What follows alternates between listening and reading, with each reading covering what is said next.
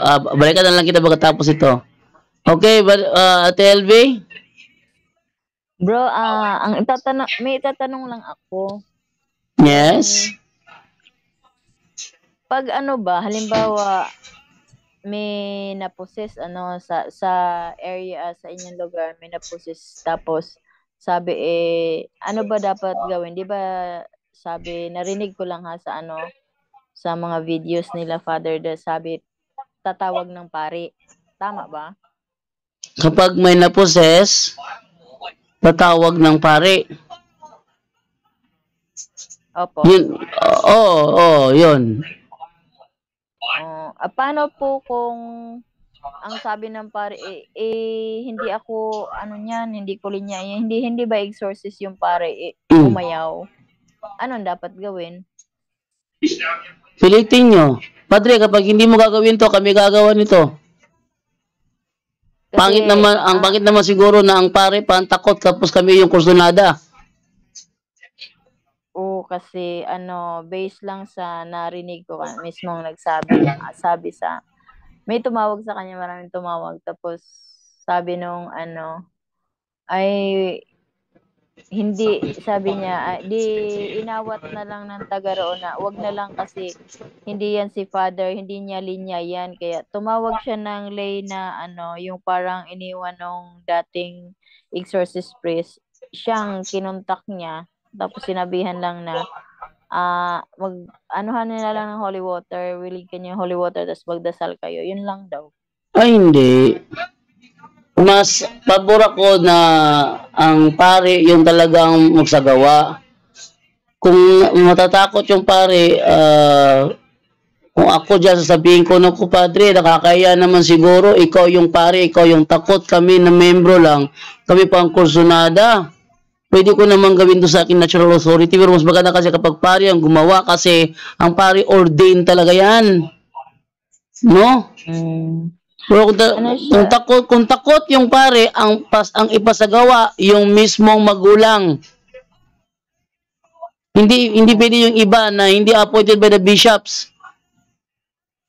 Sinabihan lang, tinawagan lang niya yung naka-assign. Alam din naman yung naka-assign na iniwan ng dati exorcist. Sinabihan lang niya ang magulang na magdasal, tapos magwilig ng holy water.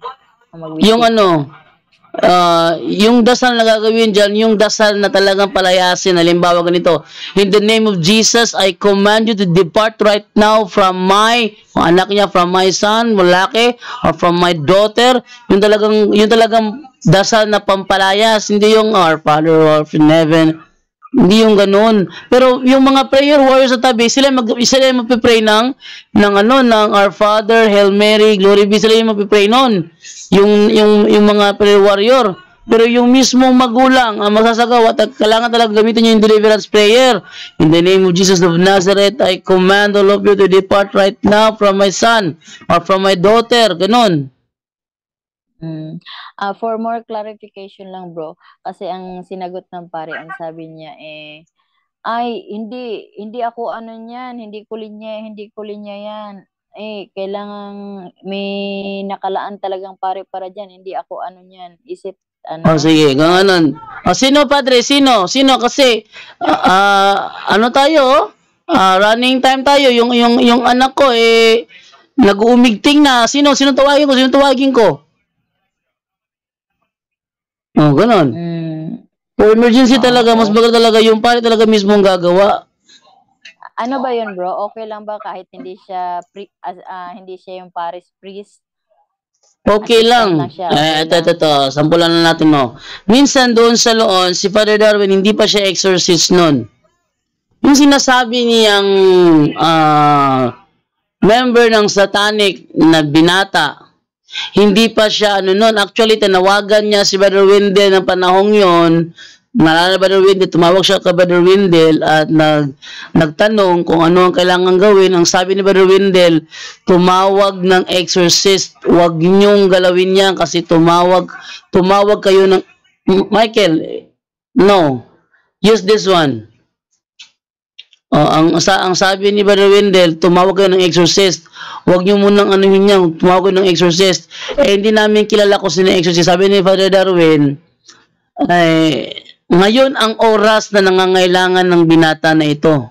Ngayon ang oras, sabi ni Father Darwin. Hindi na yata ako makapaghintay kung sinong tatawagin na exorcist. Kaya ang ginawa niya, ginamit niya kanyang authority as an ordained priest, piniliverance yung binatang na member ng satanic, piniliverance niya, and then, ayun, nag-okay na.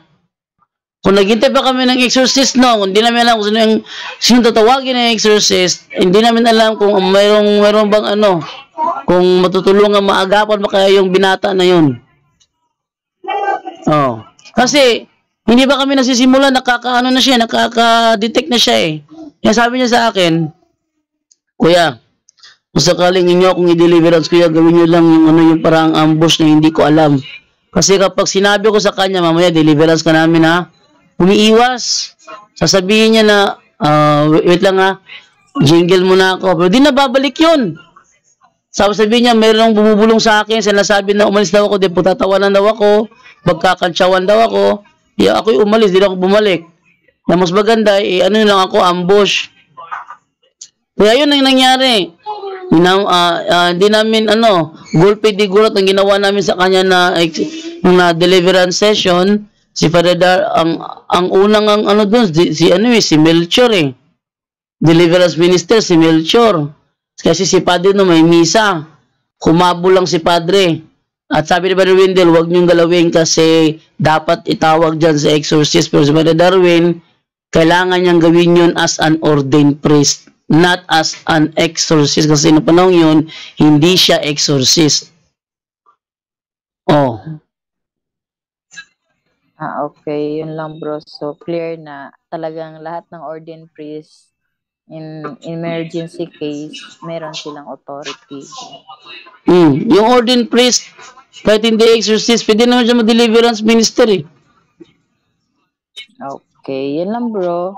Thank you so much sa malinaw na sagot. At saka yung bro John do, yung mga bishop baka biglaan, 'di ba? Available din. So, at yung mga ibang pari po, imposible namang wala siyang alam na exorcist priest. Pwede yung tanungin. Wala po ba kayong kilala exorcist priest? Siyempre pari yan. Para lang yung bro, para lang yung doon nangyari doon sa Leyte. Nandun kami sa Leyte, yung parish priest mismo takot, tinawag ni Father Darwin na dyan doon, tawagin mo nga yung parish priest, sabi yung pa-assist ako rito. Tinawag ko yung parish priest, talagang takot siya sa, ayoko, ano ko yung sali dyan, kayo na lang, kayo matatapang, kayo na lang kumuha niyan. Ikaw tawag ni Father Darwin, huwag na akong sali dyan, kayo na lang. Ang ginawa ni Father Darwin, sabi niya sa naturang pare, ikaw na lang yung mag-bless ng kanilang sacramentals. Kung mag-bless ng sacramentals nila at bigyan sila ng authority na na tulungan yung mga kapitbahay rito. Ewan ko lang kung ano nangyari doon.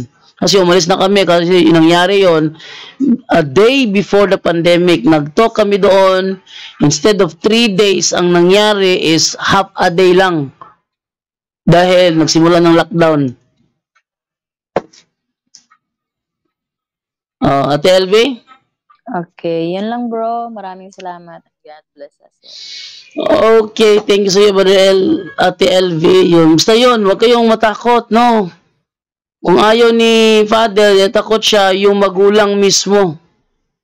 Yung magulang.